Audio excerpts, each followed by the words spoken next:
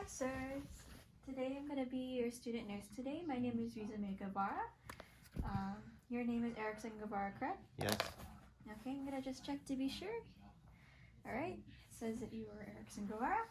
Okay, so today we are going to be doing the assessment of the heart and neck vessels and peripheral vision.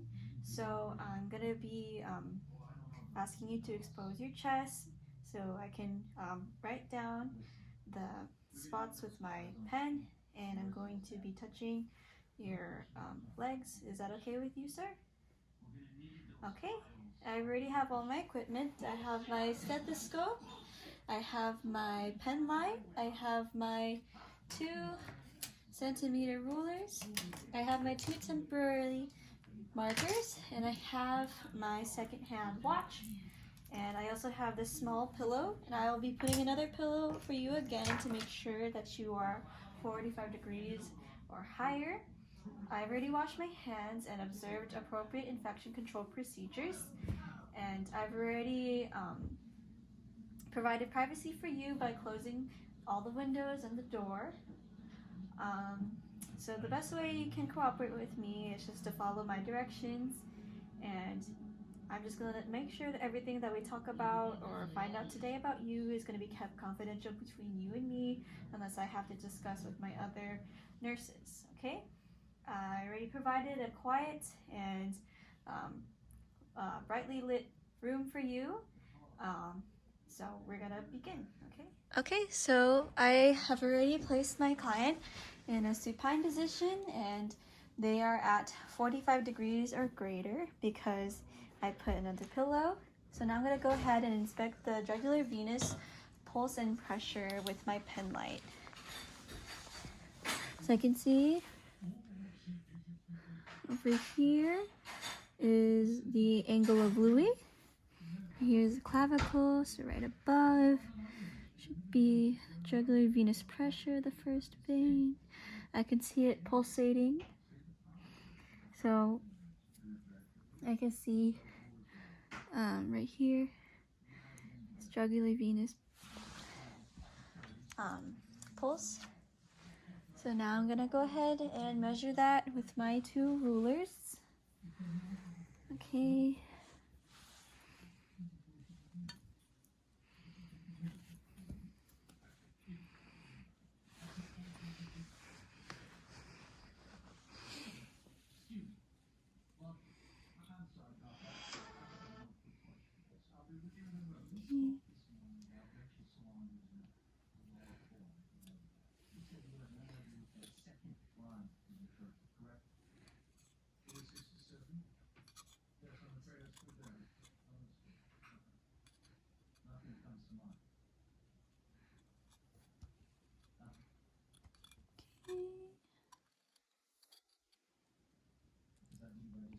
I can see that is 3 centimeters, so it would be 8.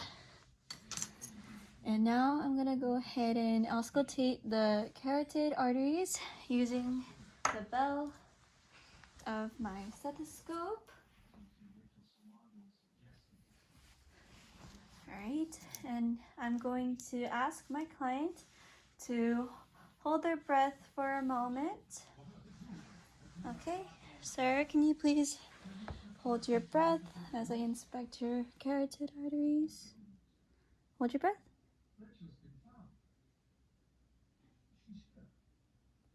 Okay.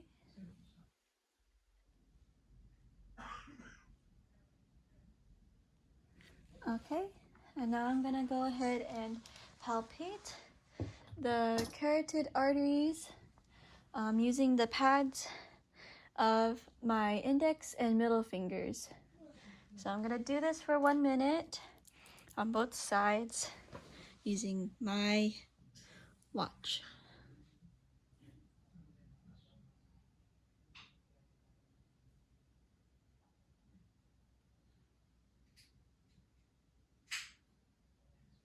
Doing this very lightly.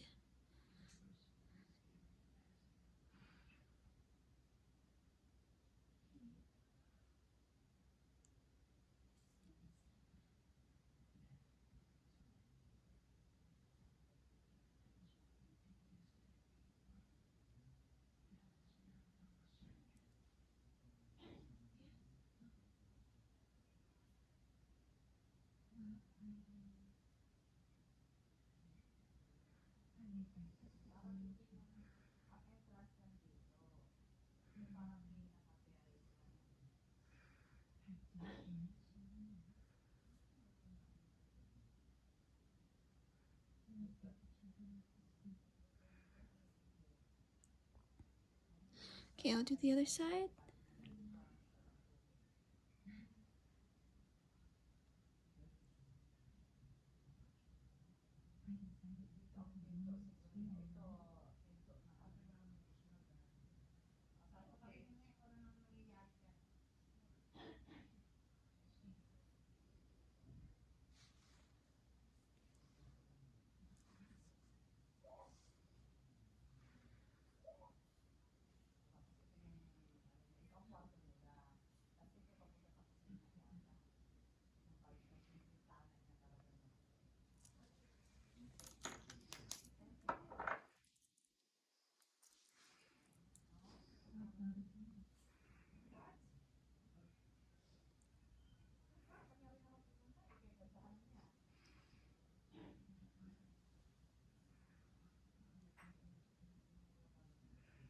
Okay, now I'm gonna go ahead and I'm going to do the pre-assessment of the pericardium.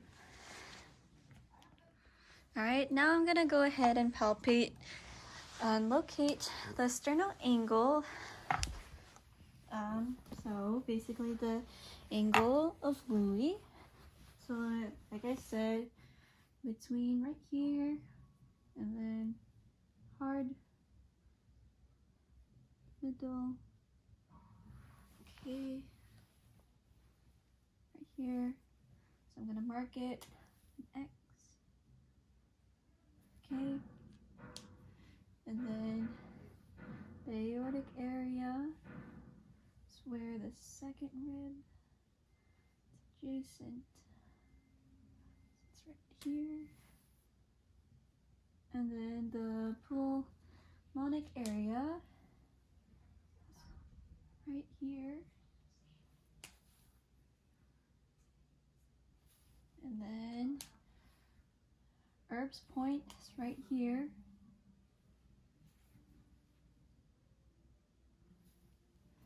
And then the tricuspid area is right here. And then the mitral area, left clavicle, right here. So I just marked A, B, E, T, M. Okay. So now I'm gonna go ahead and inspect the mitral area. So I can see here, right, it's pulsing, okay.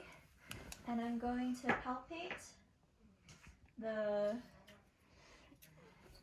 apical impulse in the mitral area for size and aptitude with my 2 finger pads.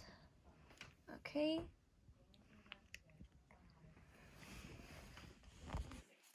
All right. Measure. So it is 3 centimeters. And now I'm going to go ahead and palpate for abnormal pulsation. I'm going to use the palmar surfaces to palpate the apex, left sternal border, and the base. So just gonna use my palmar surfaces.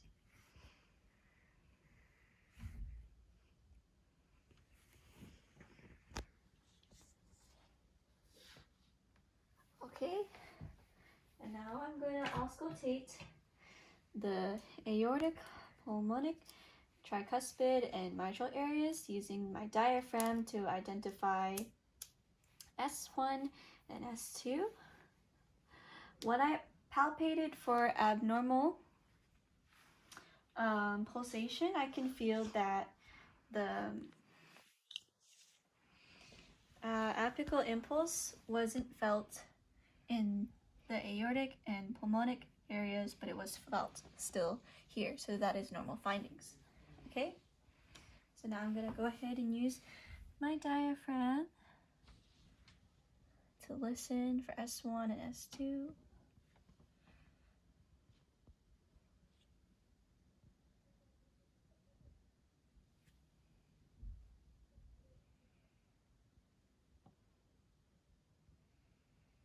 Okay. They are heard very loudly at those areas. And now I'm gonna go ahead and listen for murmurs using the bell. Doing this very lightly so I can hear it.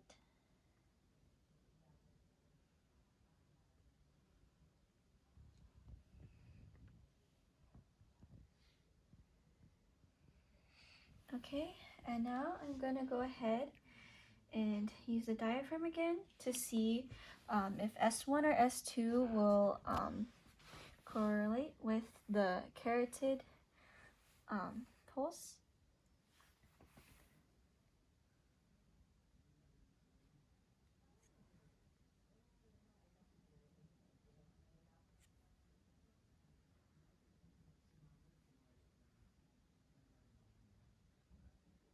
Okay, so I can see that S1 corresponds with it, so that is normal findings. Okay, so now I'm gonna go ahead and inspect the color of your hands, arm, and legs. So your arms up like this. Okay. Alright, turn them over. Okay. I can see that on the other side it's darker, but this side is lighter. Now see your legs. You put your arms down. Okay. Alright, so I can see that both legs are the same color. The knees are a little darker. And then we're gonna go ahead, see. Both colored really well. Now look at the feet. Feet is a little paler than the legs, but that's okay. Alright. And now I'm gonna go ahead and palpate the arms and legs for the temperature. So keep your arms out like that. I'll be doing this bilaterally.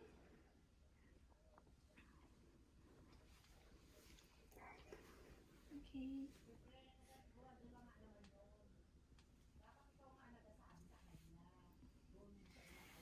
Okay, so my client is warm, but they are a little bit colder on the bottom parts of their arms and legs.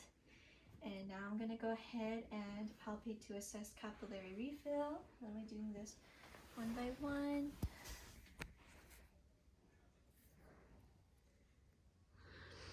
Okay, I can see that this is good because it's less than 1 second for it to go back to normal.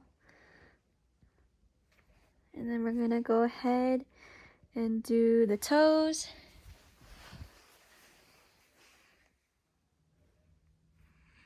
Okay.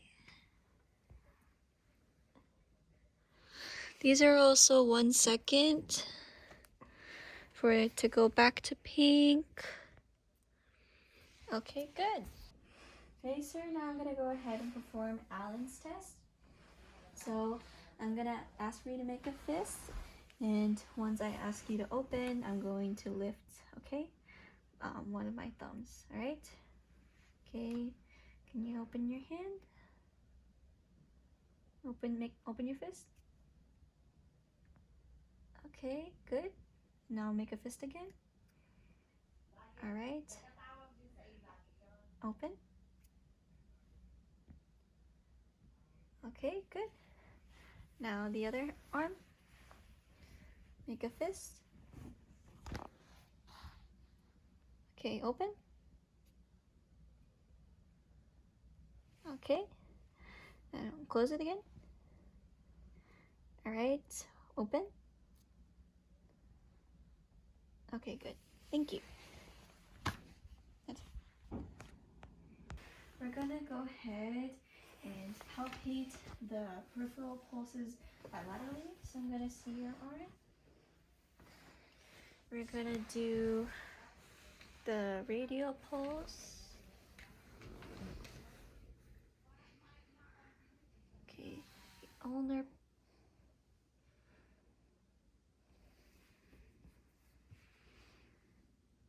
Then the brachial. Okay, other arm. The radial.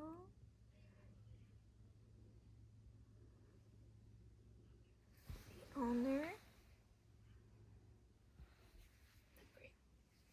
The brachial.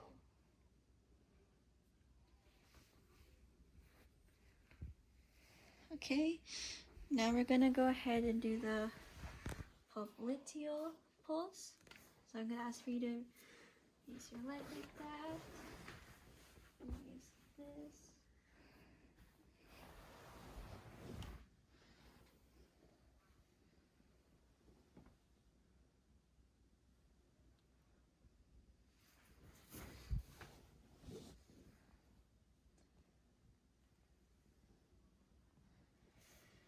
Okay.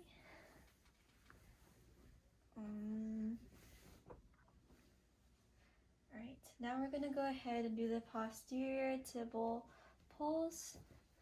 So it's right at the toe. Keep your feet flat. Feet flat.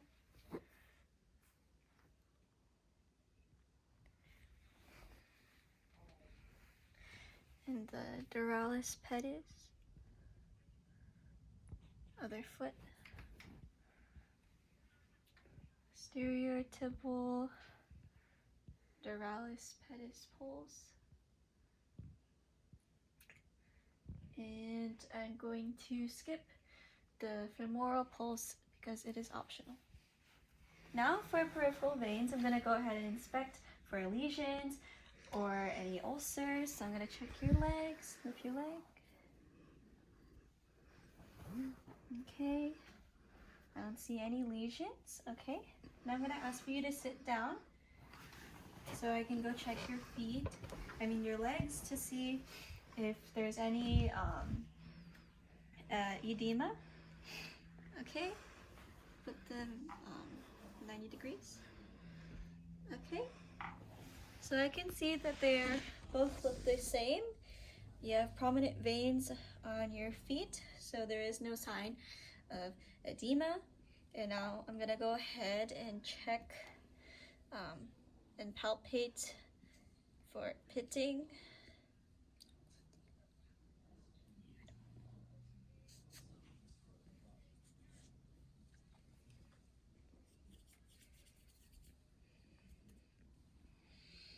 Okay, everything looks good, so we are done with the peripheral veins.